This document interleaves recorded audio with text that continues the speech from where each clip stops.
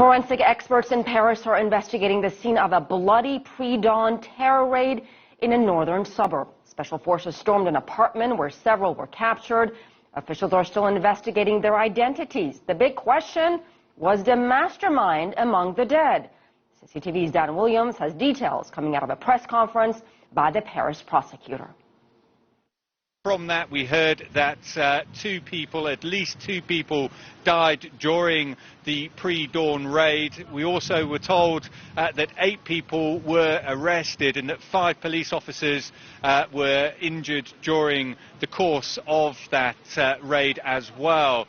Melin's also outlined that some 5,000 rounds of ammunition were used against police authorities during the course of the raid as well. Came under a huge amount of fire during the course of the 7-hour-long raid. But the key interest surrounds that of the key suspect, the mastermind, if you like, that was behind the attacks that occurred here in Paris on Friday. Abdel Hamid Abaoud, who was the intended target of this pre-dawn raid, but he's not yet been named amongst the dead and he's not been named amongst those arrested. His fate is still to be determined, it has to be said.